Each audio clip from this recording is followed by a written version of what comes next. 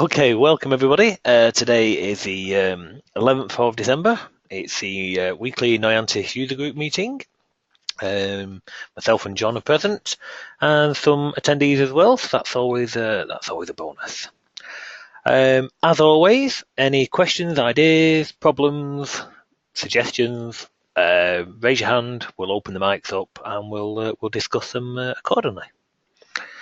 So, while we're waiting for questions, I will give a quick update to something that basically a bug that I found this last week, mainly revolving around the command bars, but it might touch upon others within the CodeJock suite, but it's mainly to do with the command bars and the painting. So I found a bug in the recent release, which was 4.0.0 and then 4.0.1. So I found a bug in that, and that has now been corrected. We'll demonstrate it here. So basically, we can see on this command bars that we're looking at, we're using version 17.3.0. We're using the theme 2016 and Excel Colorful, which should give it like the green Excel coloring. We go with this.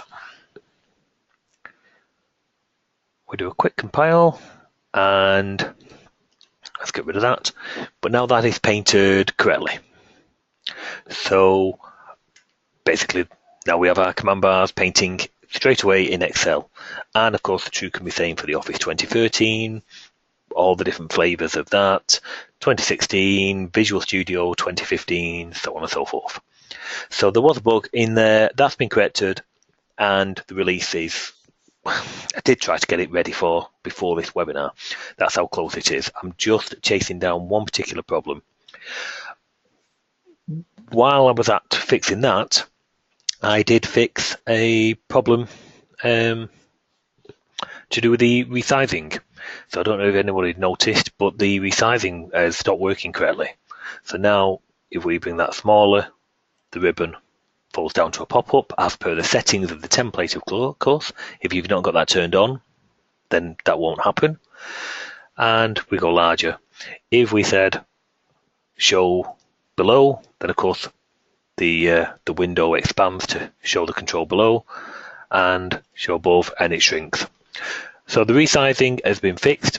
I'm just looking at a particular issue, mainly to do with the saving and restoring of the resize. I'm not sure it's a Clarion bug or a bug in our template, but that's what's stopping the release. So far so good. That's a fix, and it should be out possibly after this webinar, if not in the morning. So that's how imminent it is. One particular problem which has come up though is we can see on this theme here that in the Office 2016, and it's the same with Office 2013 and so on, we've got the quick access set up here to be merged in with the tabs. So we've got our file button, or our system button as it should be called, and then we've got our tabs. And if we look at our settings, oh sorry, not here.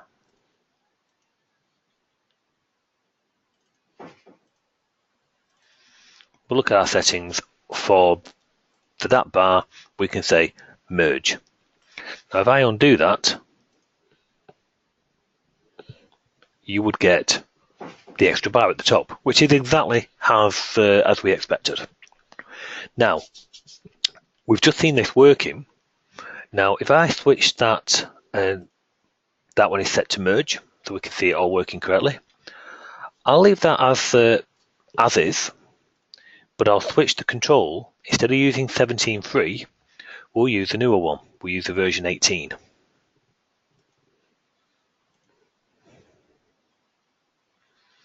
So we've not changed any settings, literally just told it to use the newer command bar. Oh, and we're not using Merge Free Com in this app, so I wanted to take that out of the equation.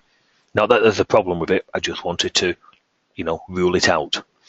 So I'll quickly say, right, let's use version 18. And our thing is still painted correctly on the top, But if we look at our sub one, it's basically painting incorrectly. So this is one where it's merged. This isn't merged, so the first 2 rows are painted in the Excel green. But on this one where they are merged, they are not painting correctly.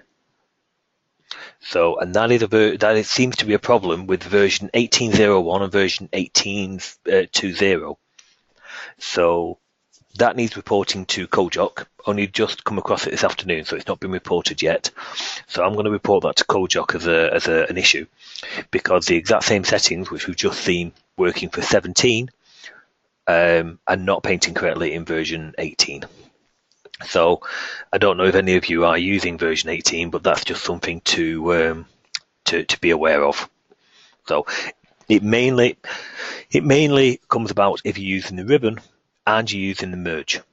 If you're not using the merge or you're not using the ribbon, it really won't affect you. It's just to do with the ribbon and the merge. So that's it. Any questions on what we've just seen? No? Could I have a quick show of hands out of the users here? How many is using version 18? Okay, so yeah, so a couple, and they've just gone back down again. Okay, well, like I say, I don't think there's any particular problem, and I switched to using 18 as well. It was a particular user who'd reported it. They had, I don't think I will mind, that's the whole point of a user group, but a user called Alan Hicks, and he'd reported it in his application. He sent us a test app. This will still be set to be using version 17. So, and basically this is still using 17, and you can see it's all merged, but he wasn't. He was getting the exact the issue we've just seen, where this blue band was being painted over 2 rows. So I'll report that into Kojak as a matter of urgency. But in the meantime, if you are unfortunately using the merge with the ribbon, then I suggest you stick with version 17 until they correct the issue. It might hopefully it's just a problem with the theme files, but I'm unsure. I have tried the theme files from both versions.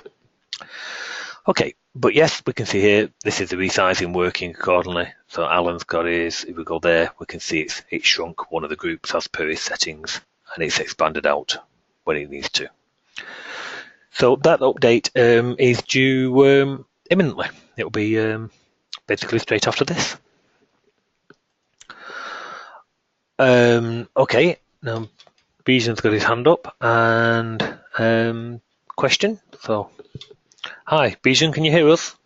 Hi, Andy. How are you doing? Yes, good. Yourself? Good, thank you. Yeah, hi, John. Hi, everyone.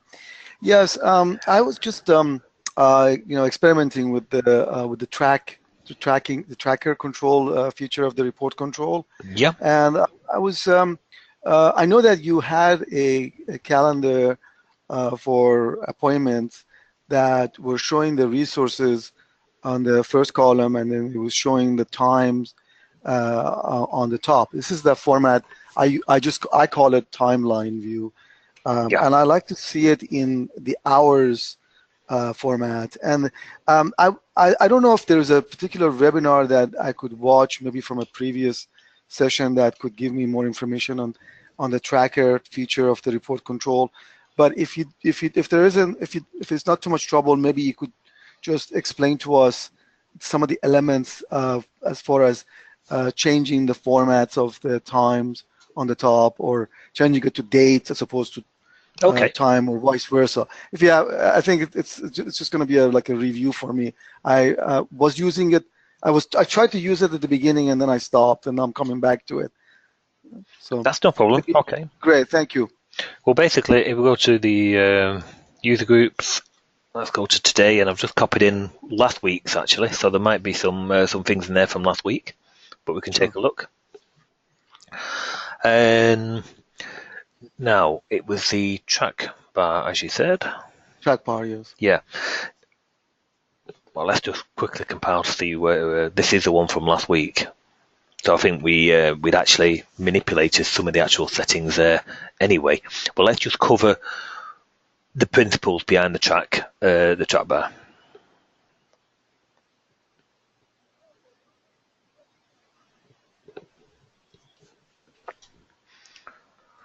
Okay, so basically you can see here, this has got I think this is where we might have actually. I think we actually did override this with certain scales. Let's have a look at these settings. Maybe we'll start with the date one, because that's the one that's really close to what I need. Okay. I need actually date and time, both options. Well, basically, for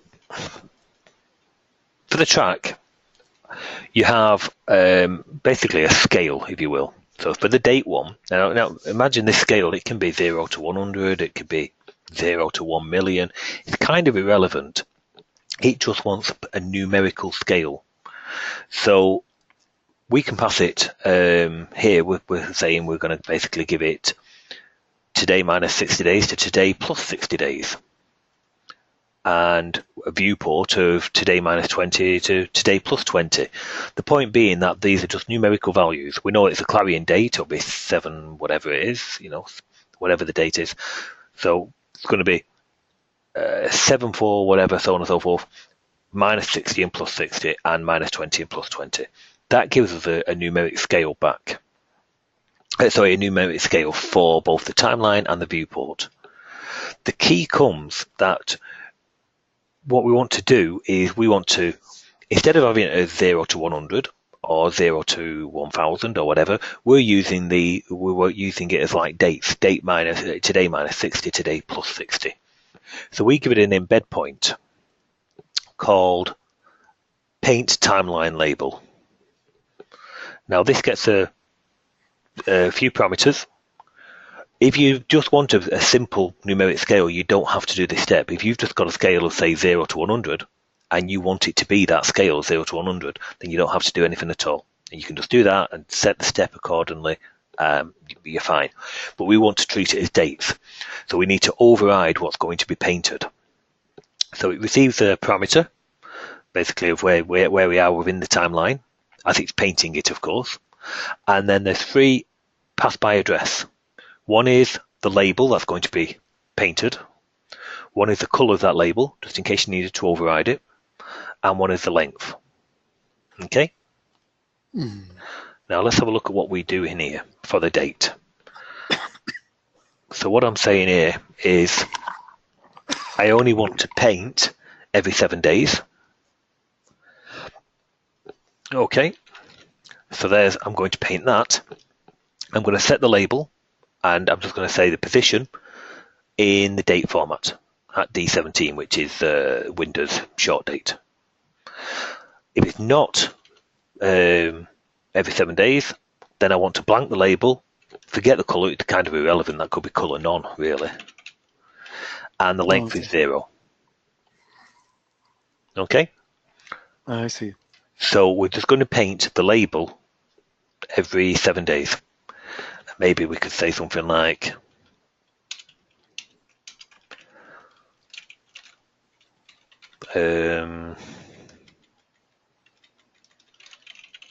param color, choose any of the param position. Remember, this is on today, equals today. Maybe yeah, equals today. I'm not sure. We better have a look at how that falls. Then we want it color red. Failing that, we'll have it in color black. Okay. I see. Cool. We'll take a quick compile of that.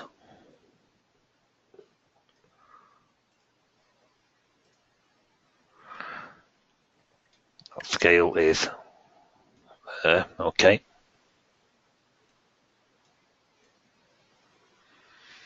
Yeah, so we're not going to get today's date because it's working on a Sunday. So we're saying it's every Sunday. Okay. I see.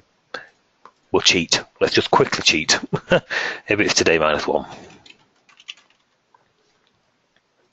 I see.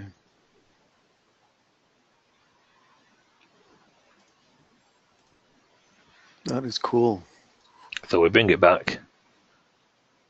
You can control the colors and The interval. Okay. I'd have expected that to go red if you want the truth. 10, 11. Yeah, I would have expected that. Remember, these are UK dates. 12, yeah. Yeah, December so 10th. the December 10th. So, because you can actually override the colour, or you should be able to. Let's just set it explicitly.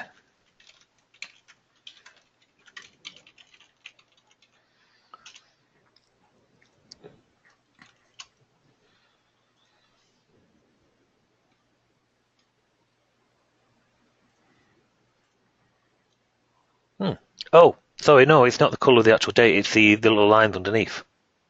Oh, okay. Yeah, sorry, yeah. Okay, so we'll It put is doing what it's doing, yeah. yeah, so it is doing.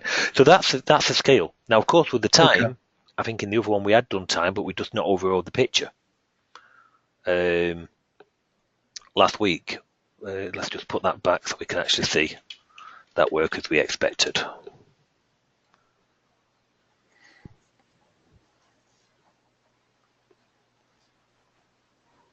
And we can see straight away, I can see a red label there. Cool. So that's what that is. That's the color of the line, that line underneath the date. Okay. Yeah. So basically, that's it in interpreting the particular scale as a date. And I think we did last week. If we just look at, because I just copied this from last week, so the numeric scale had been overridden, if I remember rightly, to some dates. Sorry, sometimes. Yeah, there's hundredths of a second in a day, and so on and so forth. So there were some. So we quickly look at our override, and I'm presuming there won't be an override, which there isn't. So that's why we're getting this this massive scale. Okay. Now we changed the step, so you're not getting as many. So what I'll do now is I'll quickly just override that label with the time. Great, thank you. So we go to this, we go to our paint.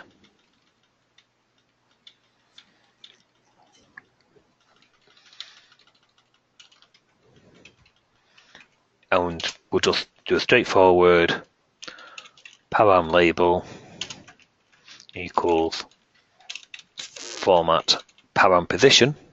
Because remember, it's just a numeric scale at T01, something like that.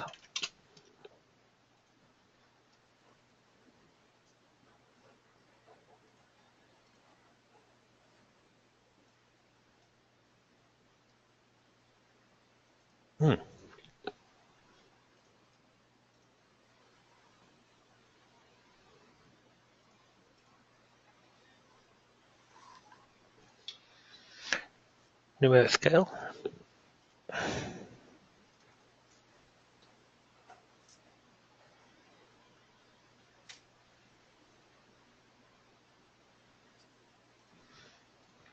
Sorry, is that a second? Do I have to do it before the embed? No, got to say I didn't think I did.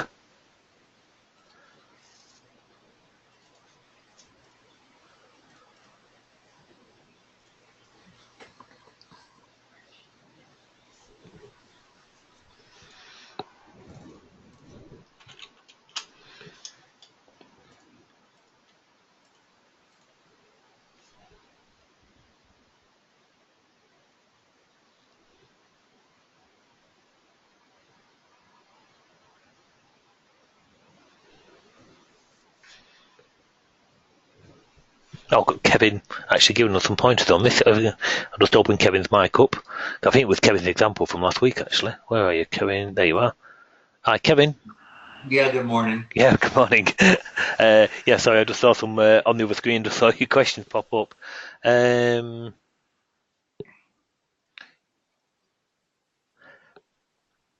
weird. It should be painting it correctly in the right place. Yeah, that's thrown me, actually. There is absolutely no reason, and I use that in time in mine.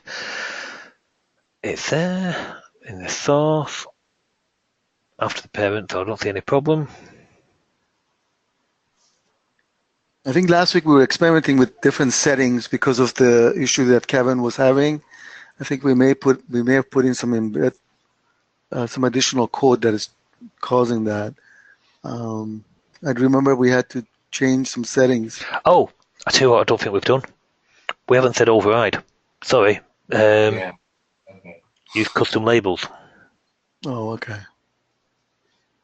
Oh, yes, that's a very good, perfect example of getting caught out. You have to, you have to tell it to Yes, I see. Okay, cool. trigger the embed point. There's pointless going triggering it if we don't need to. It's extra work and resources being taken off the OCX. So yes, so there we are. Kevin's got his on the steps, and you could have yours, so it's a smaller step, but then you only display it every so often. Personally, I think Kevin's approach is probably the better one, actually, if you want the truth. But if you're going to make it variable for the user, how often they want these steps, then you'd have to basically be able to paint it yourself, so to speak. I see. But you got the flexibility. Yeah. And then the data is being loaded manually. I guess you refer to it as the blocks. That's the actual time frame for that particular resource. Yeah, let's go to, say, the date one, because we've got some data there we can quickly see. Okay, yeah, so these are the blocks, and you give them a start and an end position, and that position really is in the same scale as you are loading your, that you are using in your track view. I see. So if you're using dates, so your start date would be start date of a particular job or booking, and the end date would be the end date of that particular job or booking. Equally, if it's time of a day, then like in mine and probably Kevin's example, they would be start and end of the start and end time, of the particular thing that you want to display. But I mean, if it's a multi-day type activity, then you need to set it to date and time, correct? If it's a multi-day, then that's going to be interesting. Then you're definitely going to want a custom label in here, and you're going to have to come up with some scale that covers multiple days and hours of a day. I think I've done this. Just one second. See if I can find an example. I did a working example for somebody. Of course, I've got to find it. Because we do have that situation where the resource is being used for several days. Okie dokie. It's going to be, you're going to have to watch that scale. And just off the top of my head, I think you're going to watch the scale because you're going to want to be able to show time, maybe just down to the 1 hour. But if you're going to show several days, then whatever scale you're going to choose, you're going to be at least 24 steps per day. So, it's going to be quite busy up the top there. That makes sense. Well, I mean, currently the way I deal with it and is I have a date picker, and so you can choose the day and then it will show the activity for that day on the timeline view, of course. Yeah, you see, I think here I did show it so you can see stuff going over. So I started 9 o'clock the day before. It scrolls past midnight, goes through the next day. Also, it does scroll to the next day. That's cool. Oh, it's whatever scale you want it to do. That's even better. You just have to set the scale, and then that goes into the. I think we did something like 3 hours either side of the current day. So yeah. So that was all the requirement was for this particular example. Well, for this project. So basically, yeah, you can set it to whatever you want it to be. So this, you can see it's every 15 minutes. But you want yours to span number of days. So it's going to be quite busy at the top.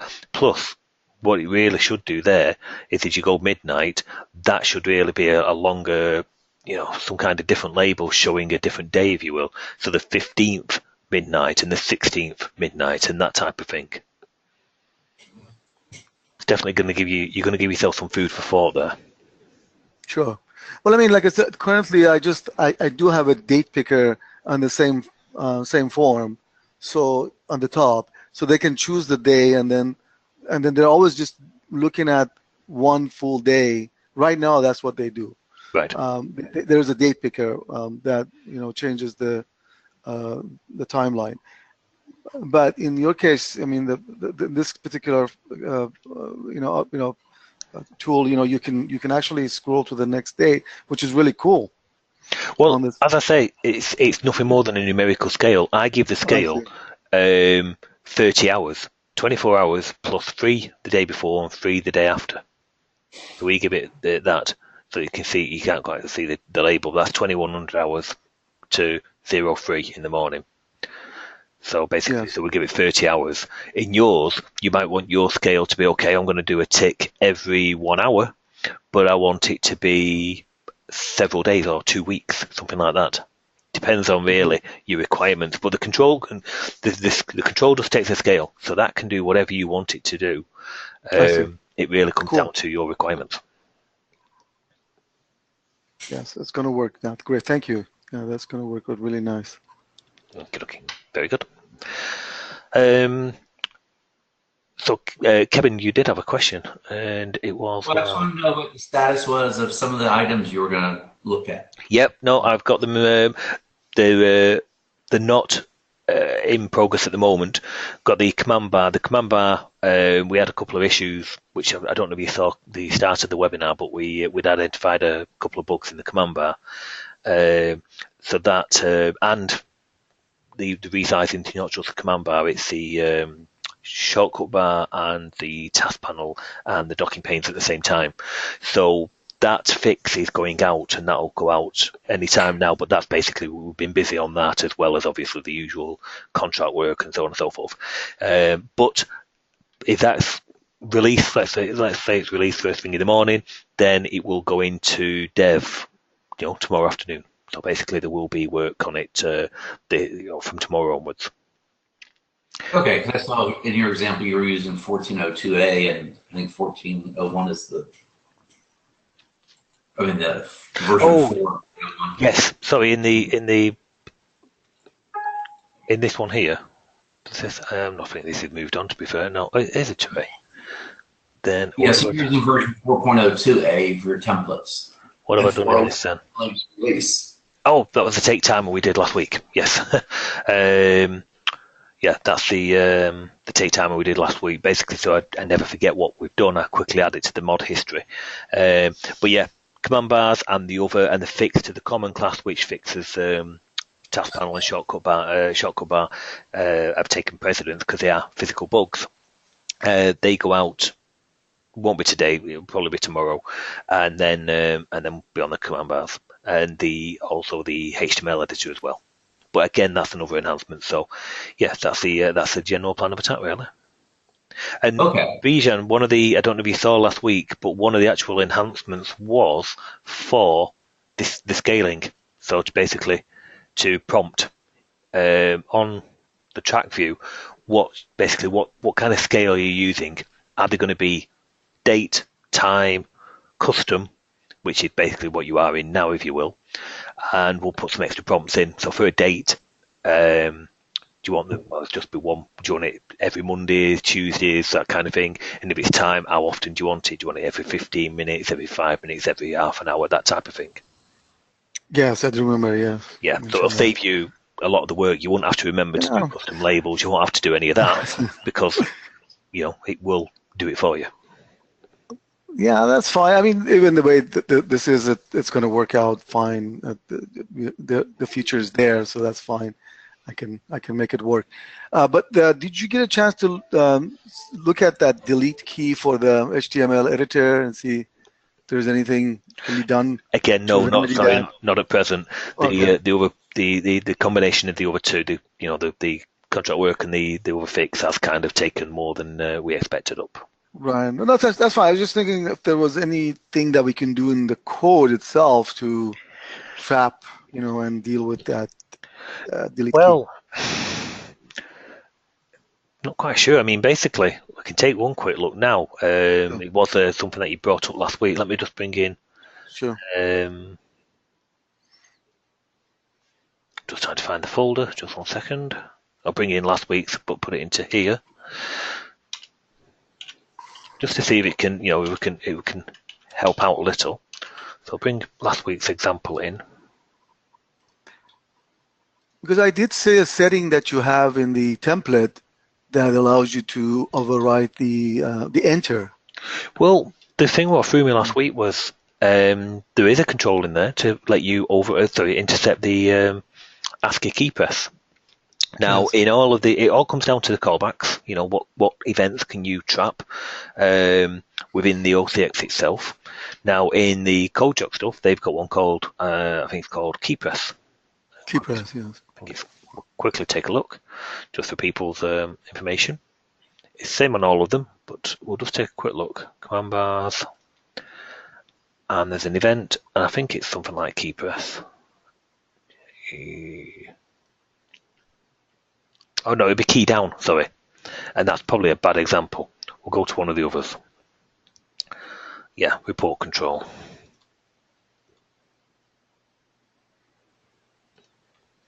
And it should be, it's usually, I think it's, there you go, key down. So I know that a key's been down. It also tells me the shift, whether basically the shift is down and the control and the alt and so on and so forth. And in our common class, is one we prepared earlier, we do a quick search for key down, and we take out some of the extras to see basically have you got the shift, the alt, and the control pressed at the same time, that type of thing. Go to the HTML editor. They don't have key down, but instead they do have ASCII key press, which is virtually the same thing. But for some reason we're trapping it, and it didn't seem to get that particular key. Yeah, in the template for the HTML, if you go to the template, can you take a look at, there was a setting that you have. Are you using the same feature there? It is, yeah, to trap the key Oh, code. it is. To trap, yeah. Yeah. For enter, to just do BR, Oh, yes, I see what you mean. Yeah. Yeah, basically we see the enter, and then I send use enter as BR, and that sends a carriage return, depending on the setting within the template. I see. So you can see that we're trapping the particular keys. We calculate a key code, manipulate it, of course. The control lays, we give the copy paste, undo and redo, and the enter. And the del key should have been working in there, and for some reason it wasn't. Okay. I don't think we were doing it here, though. We weren't doing it here. No. This is raw, but basically, if you do it in the template, it's the same thing. Yeah. Okay. Right. Say, for example, if I trapped Control B there.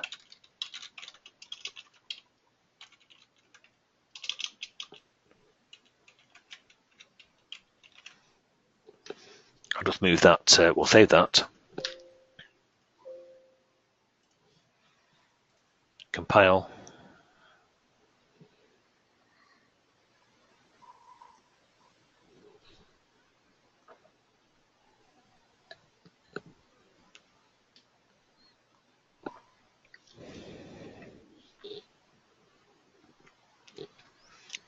Okay. I think that's in the blank editor.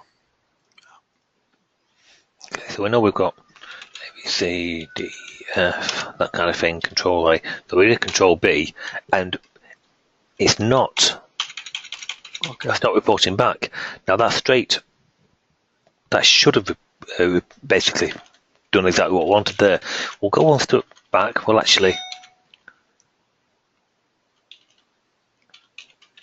put it straight at that level, just to say, right, we have got something.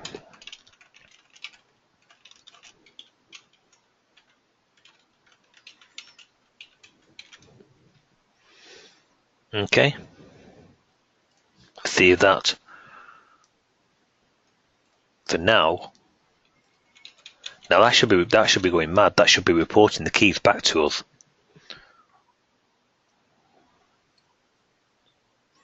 The only one thing I can think of is the callback's not happening because it weren't registered last. Just bear with me 1 second.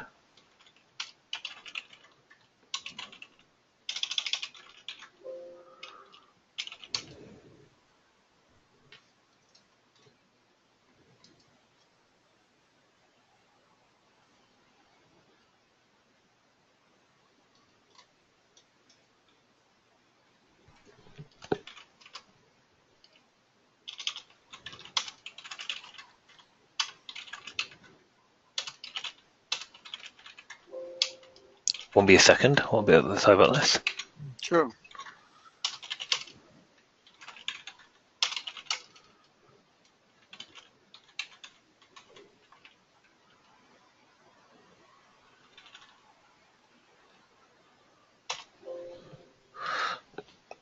Let's just close that. Is this example set to use reg3com? Let's just no, we're not. So we know we're registered anyway, but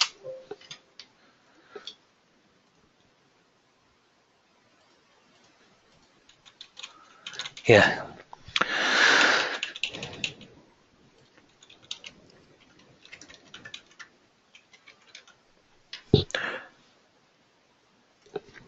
That's the confusing bit about it. Why we're not getting that message out there, which I would expect it to be coming out with, as per basically their example, as per their own notes.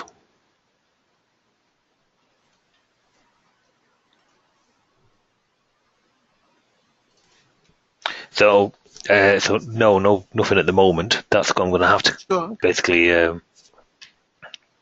take a look at what's going on and why we're not, because I can only do something if I can intercept it. Yes, of course. Yeah, no problem. Okie dokie. Okay. Let me just, Thank you. No problem. Any other questions? I'm good. Cool, very good.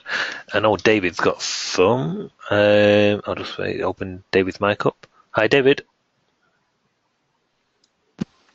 Hey, Andy. How you doing? Yes, good. Yourself? Pretty good. Now, I did promise that we'd have a step-by-step on connecting through OAuth 2 this week, and unfortunately, I've not had a chance to do either. Have you had any yourself, or was that the question on the Google?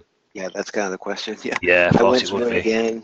Yeah, I went through the service account, went through the admin console guy, created everything again. It just doesn't seem to do it. But Okay, when I get to that security screen, I noticed yours has looks like it shows that the app's been registered. It shows how the account of how many apps are registered in that admin console. Yes. But in mine, I don't. It just shows. It shows the list of apps, Google, the calendar and that kind of stuff. But in the little count, the number of apps or registered or whatever doesn't show up. Okay. Well, I'll tell you what. Because it was a bit of a pain going with the security and having to go off on the other screen and so on and so forth last week. It's going to be hard pushed to do that now. But if you want to drop me an email, I'll set up a meeting tomorrow afternoon. Drop me an email and we'll go through it together there, step by step. Okay. All right, that'd be good because I'm kind of stuck without it. Yeah, kind of. Yeah, that's no problem. What I'll do is I'll probably start a new thing of mine, another app with a new key and so on and so forth, and go through the steps that way. Maybe set up another user, that type of thing. Okay. So, okie dokie. Yeah, I think it has something, some tie between those two. It looks like the service account in the in the developer piece is pretty straightforward. It looks like that's not too bad. But getting it set up on the admin console seems to be, I'm either missing a step, or there's something missing between the two, linking those two. I just don't know for sure what. I think I said last week, when I set mine up, there was the particular console where you say, okay, I want the service account, I want it to have this, and so on and so forth, and you add it so you can download the JSON key there. It was all pretty straightforward. But then there was another option and it's where you went off, as you said, to the admin, but it was buried under a particular option. I found some Google Notes on it from other people who said, right, yeah, you have to go to this, and you have to add the application and give it permission to be able to talk to the individual resources. Then it kicks into life, and I think it's that step. We'll take a quick look tomorrow, we'll probably find it straight away, although we didn't do last week. Yeah, yeah, just because it is, between the different, between the developer guy and the admin console and then the account itself, it's easy to get confused between the three of them. And, they all have their own little settings and interface. And, yeah. So, but yes, basically, with the time difference and so on, you drop me an email when you're around tomorrow, and what we'll do, people see the Skype chat and so on. What we'll do is we'll start a session going. It'll probably be through a different mechanism called Ring Central Meetings, but we'll set up a one-off meeting, but basically once we know what we're doing, we'll start the meeting for everybody so we can actually just go through some steps. Okay. Sounds good. Any time works for me, so I'll just send you an email and let me know. With the time difference, it's probably easy. Otherwise, I'll be contacting you in the middle of the night. So that's fine. I work pretty much any time, just like regular programmer people. So unfortunately, we have no time of day. It's just all hours. So that's I think we all know that. Good thing and a bad thing, usually a bad. Yeah. Okay. And we've Thanks, Andy. No problem. Thank you. And we've got one more question there, which I can see. It's from Jesper. Hi, can you hear us? Yeah, I can. Okay, good. I know you had some problems with the command bars. Did you got the announcement at the start regarding the painting and the update, which should help you in your particular thing? No, it wasn't that. It was my mistake. I had chosen. I should have chosen an image to control the size of the icons. I was using buttons, so that was why I could control the size of the icons on my command bar. Right. Okay. But now you're asking, can we demonstrate how to pass the class? Is that correct? Yeah. Yeah. No problem. I have trouble when I'm passing the class to get something back actually shows in the command bar afterwards. Okay. Well, this is a pretty. We'll cover this here. We'll use the command bar because that's what you just requested it on. But it's a pretty neat trick which I use for various different elements of the suite. Actually, I definitely use it in the calendar, but we'll do it here with the calendar with the command bar. So basically, let's take a quick look in here at some of the generated code. So there's probably one part which says create controls. Create control, yeah. And that one is what we're after. Okay, there's some code. Brilliant.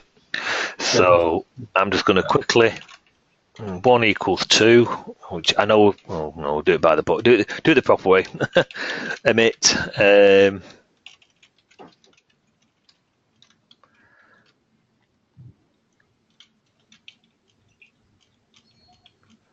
So is our controls being defined? Yeah.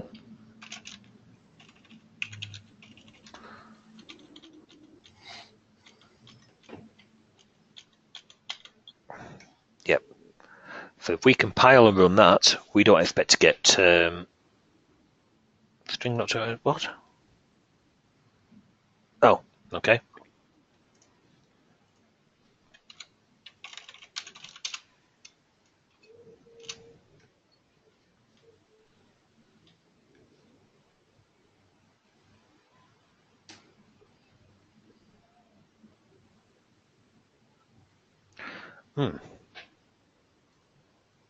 No, I have a clarion. Yeah, okay. Yeah. Okay, let's try that again. Yeah. It's typical. Okay, so last saved. Go to the create controls.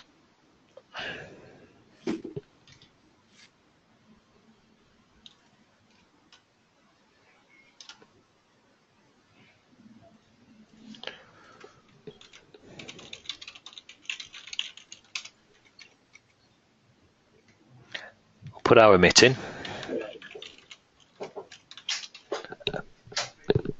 Yes, please.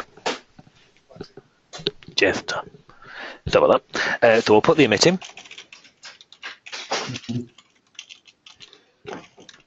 That's not bad. Got somebody making us a cup of tea. That can't be bad, can it?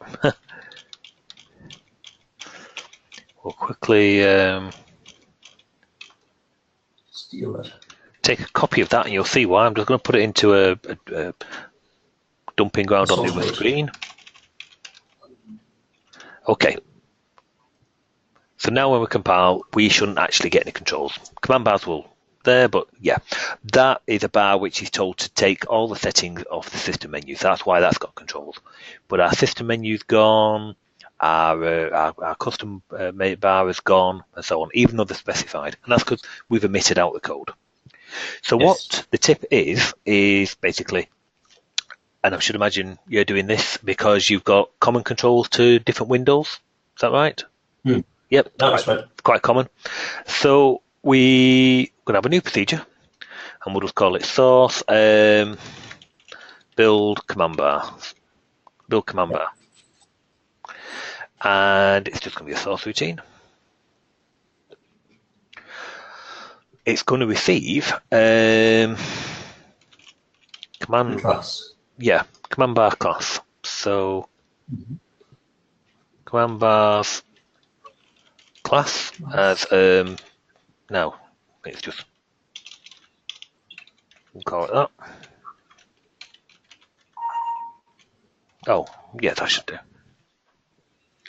Let's just make sure, and we'll call it there. Do we still compile? No. Okay. What have I done? What have I done? I could have swore I did that. No. Jeff. Okay, and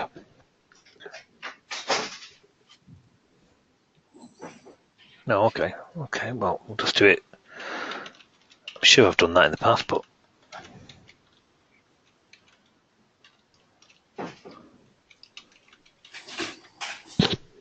like so.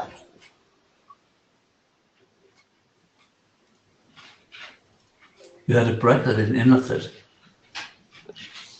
Did I? You have class, and then you have a finish bracket, but you haven't. You don't have any start.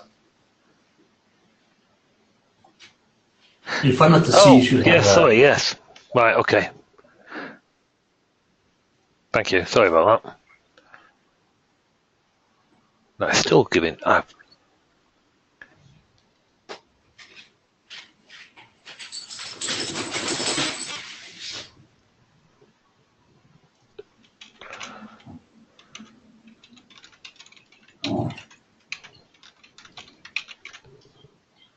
That should work. I was going to say, I'm making hard work of this. What is going on?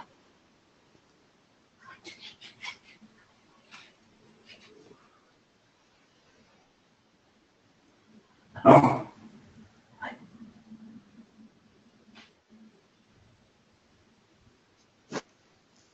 Command bars class. Command bars class.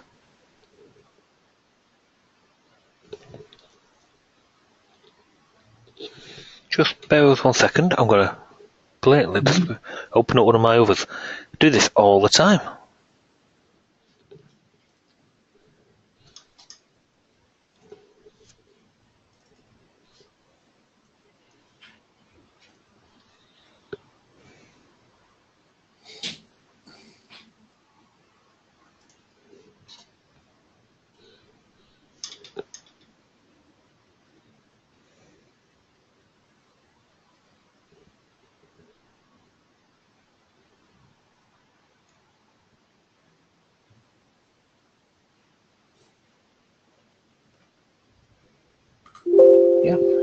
Don't see a problem in that.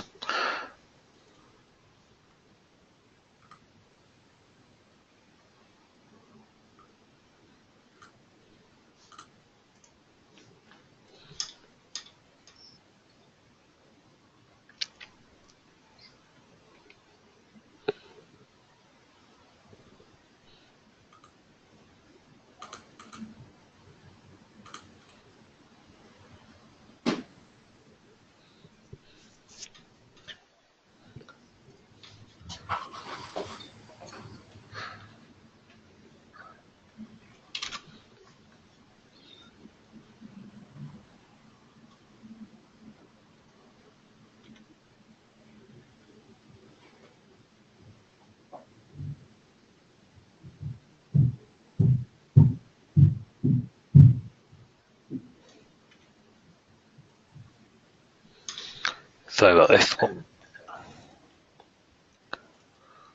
Enter manager.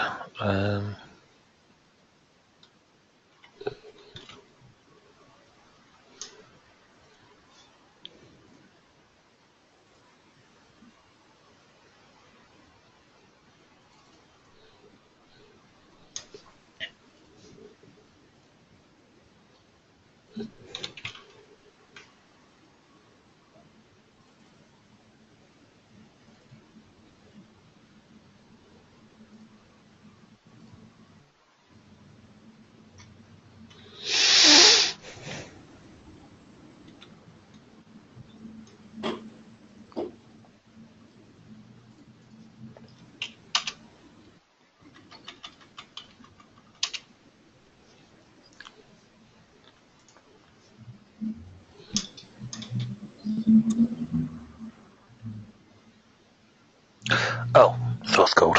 Right, yeah, sorry about this. Right.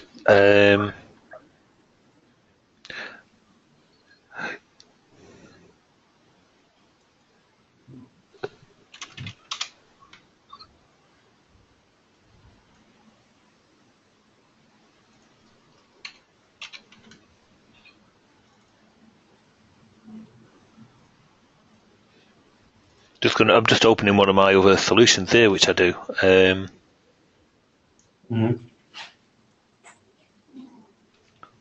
See why it's not working on here. You're not getting any particular compiler error, are you? No. It seems like the issue is in that number 1 and not in number 15.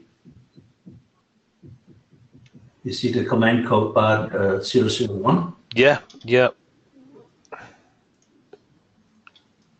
Unless it's because of my emit. It won't be that though. Besides which, we've had a compile of that since.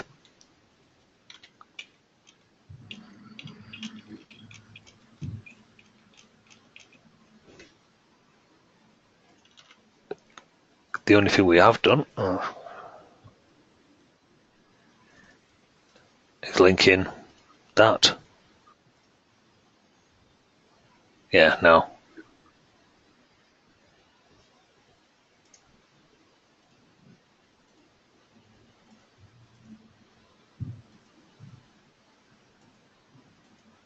And that's all the code from before, so there's nothing, that's normal code. Yeah. Just opening this, and there we go, finally.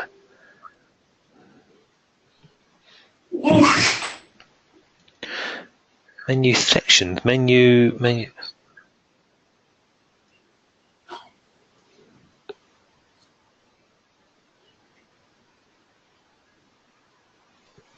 It really is.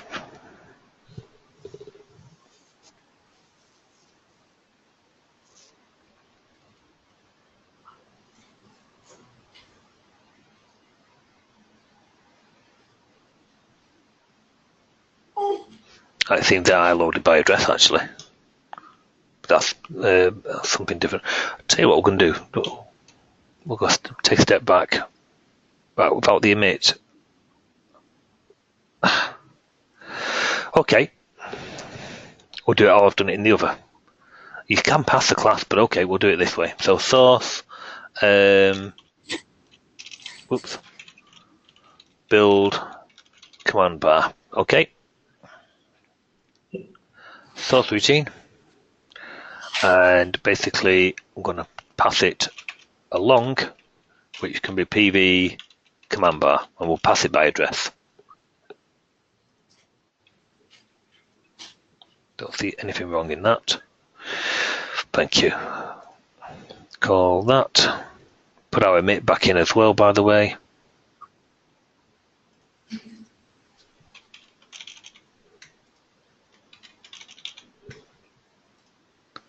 And let's just make sure that we've still got to compile with no content. Yeah, good. Okay, wow. So in our source routine, I'm going to define basically our local class. So we'll have declare local classes. I call it LV command bar, and that's going to be our command bar class. Perfect. That's going to be our the class we're going to use in here in the process code. I'm going to say, okay, assign pass in command bar class. So our LV command bar equals the PV command bar.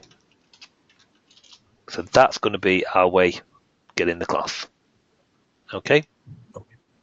Yep. Really do what we need to do. So let's go and get all our stuff here.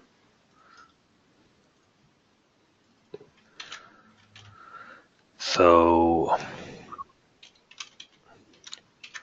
for starters, that's really old code. That's just generated code. Let's go and find that and replace with normal. Okay, so let's get rid of that.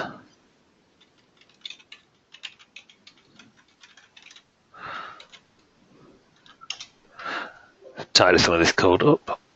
Oh.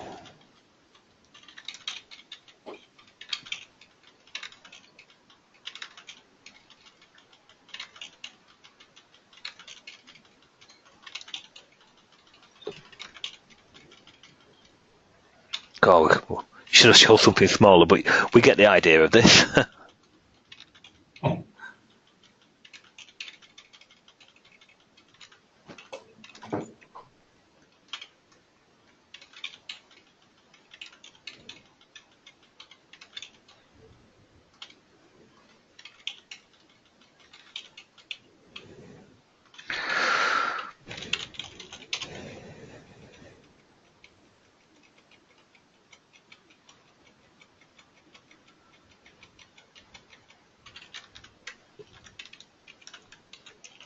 Right.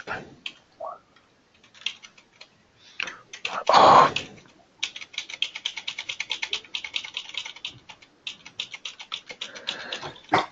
We definitely should have chosen something smaller.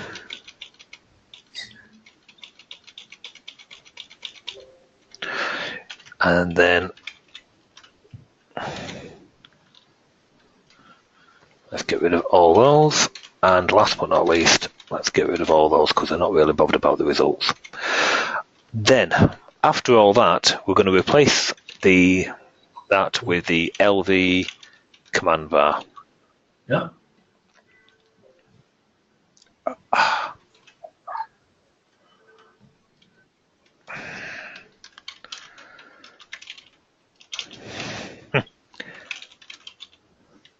Get a very good demonstration of what not to do, aren't I? Right. Right. Okay. That should technically allow us to. We've got our passed in. LV command bar equals the passed in class. Mm-hmm. We're going to go off and do basically various things to different parts of the menu and so on and so forth. And we just lifted this code. It was generated code. And then last but not least, we will return out.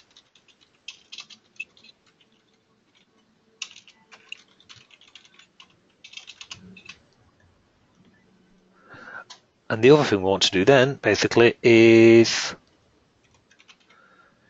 where we've done our emit, let's make sure we're going to compile first, actually. Thank you. We should call a piece of Create controls.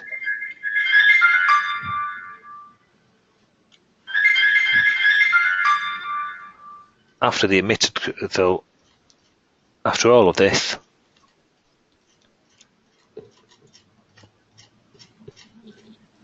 well, we'll call our routine with the address of the command bars, or self, I suppose, there, but the command bar class, basically. Well, that's probably what happened done wrong. That's the self.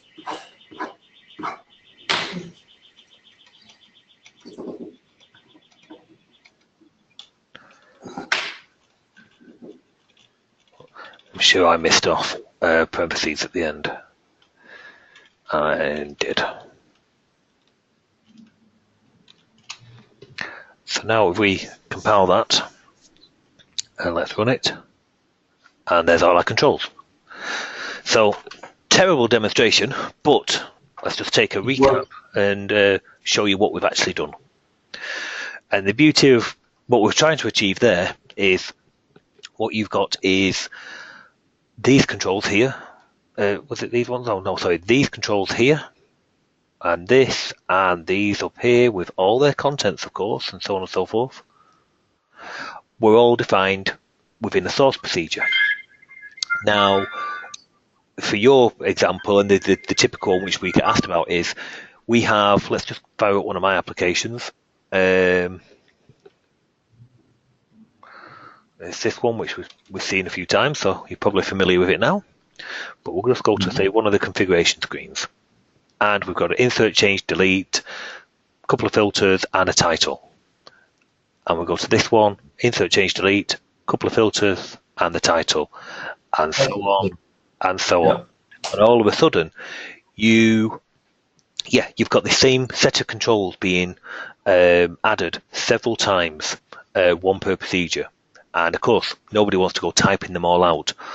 In the template, we have given you the facility where you can import an XML structure into the template. So that makes it nice and easy. But of course, if you were then, let's say, hypothetically, you changed the word insert, change to delete to add, edit, and remove, then you would have to go through all your procedures and change them all manually, because the import export of the XML is only a fast way of populating the actual template prompts. So that gets them in there, but for future editing and icons and so on and so forth, you would be stuck. So what we've just demonstrated there is creating a source procedure. We're passing a class into it, so the actual live command bar class, which is on the menu, gets passed across to it. We can then go off doing whatever we want, calling all the normal methods and so on and so forth, changing these. So let's say, we haven't got insert, change, delete, but one of the particular icons, we didn't want to use the close icon, we want to use such and such icon in the future. We change it in one source procedure, and hey presto, the whole application gets changed. There are downsides to it. There are downsides because in the calling procedure, you wouldn't have them in the template. So at present, if we go to the new selection embed point, and here we go, we can see if you've specified them in the template, you get all these different embed points. If you haven't, you wouldn't get them. You would have to do them in the code and just do a case statement on the param ID. But of course, there'd be nothing stopping that being another source procedure. If it was something, well, maybe not on the insert, change, delete, because that would be local to that procedure. But my point being, that could be a regular include that you bring in, or you just paste in and so on, that type of thing. If anyone can come up with different ideas of faster ways of getting stuff in there, I mean, since the command bars has been created, which is many years ago now. It could be 9 years ago since the command bars were created. We've given you ways of populating the stuff, like XML into the template and so on and so forth. But then on the other products, property grid, charting, task panel, calendar, so on and so forth, we allow you to specify the options in a queue, and then all the options get populated within a queue. So if anyone's ever seen the property grid, you've got a full property grid structure. So you can say, I want this caption, this tooltip, this type of entry, these picture for it, so on and so forth. You can specify all the different things for the property grid, and then at runtime, the contents get created from that queue. Maybe that's an idea we want to implement in the command bars. I'm happy to expand the product out to do that. Would save you doing this source routine. You could then populate one global queue with your insert, change, delete, and manipulate it under condition. Might be a better idea. But don't. It's still worth covering this particular example, what we've done here, because passing the classes around. Let's go back to this app. Now we've got here. I think it's in here. Resource scheduler. Okay. Now I've got. If I want to go and do an insert. I want to look at the live calendar. There is a calendar running underneath here feeding all this data. I can go and look at the live calendar. Now, it's got this block here, 9 for 60 minutes, so it's coloured it there to give you. Now, I already have something on that. Let's say I do book that in. Live calendar, 9 till, I'm going to go 30. 9 till 30, 9:30. There it is. It's giving you a live view. I'll put it in for... That should be me actually thinking about it. Yep. Subject ABC on a 1-to-1, and that's the today at 9 till 9:30. Okay, got that in. Now I will to do again. Put one in. Look at the live calendar, and I can see straight away in this calendar that I'm about to double book something. What I'm demonstrating there is the calendar is the loading of the calendar data is done in a source routine, and the class just gets passed in. And that's the example that I just opened here on the other screen. So we can see here I've got load events, and it takes a parameter of the calendar, a start date and end date, and resource ID, and whether the exclude interval is to do with the application. That's kind of irrelevant. It's a source routine. I pass in the calendar, and it does the loading on those particular parameters. That load routine then is called from this window, the window here underneath. So let's get rid of that. This driving thing, this driving screen. There's an invoicing module where you go off and calculate all the invoices and so on and so forth, which also needs to load from the calendar, so it's called from there under condition. So basically you've got one master load routine for your calendar being called from various different places, just working off parameters. Very efficient, tried and tested code. You write it once, use it multiple times, and so on, and it gives you the facilities like a live view on a calendar. To do all that manually, you'd be inserting a load of code over and over again in each of the procedures. So there's a good example of passing the class around. The command bar, as Jesper said, the command bar creating the particular options he's doing is in the source. That's another example. That makes sense, or can anyone see any uses for it? Basically, it's very good for getting the consistency. Oh yeah. I like the consistency, obviously. Well, what I'll do then, just making a note here, it won't go in this release. It will go after the other updates. But the command bar will allow the controls to be just making it here. Allow controls to populate via queue. Okay, just like we've got for the others. Populate via queue. But what we'll do is also we'll say include proc name. And what I mean by that is basically imagine you've got the queue structure. So well, let's come out with this.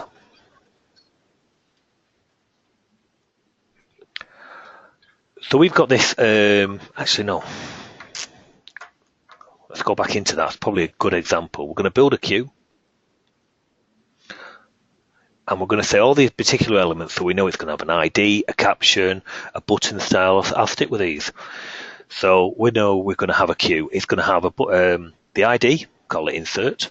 It's going to have a caption. It's going to have an icon.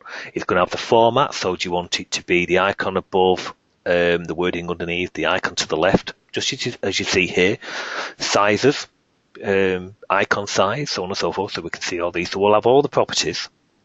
But we'll also have a procedure name where if you leave it blank, it will just be inserted, and if it's set to something, it will only be applied to the command bar if the procedure is the one that's doing the loading of it.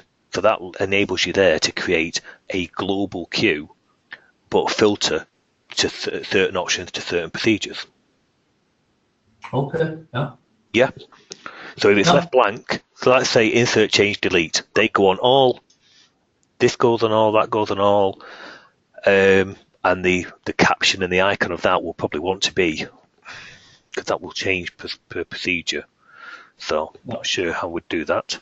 Trying to think of something that's got an extra option on it. All these have got the same. Let's go to actual clients. So brilliant here, we've got an insert, change, delete. So these can come off. That's normal, that's normal, that's normal. All those will come off, but that button and this option here and the label, they would be specific to just this one routine, which is probably something like browse clients. So you could just have one global queue working the whole app.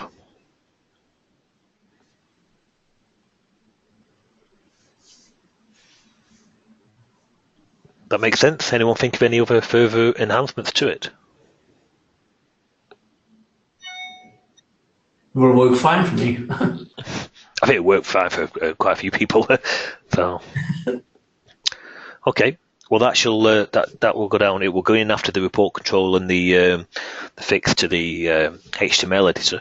But again, it's not going to be too far off. Matter of weeks, really. Okay. Okay. Well, I'm just looking. I don't see any other questions. No other questions. Or are we going to be on for an early finish, so to speak? Which is in everyone's interest, because then I can get the report control, the command bars update out.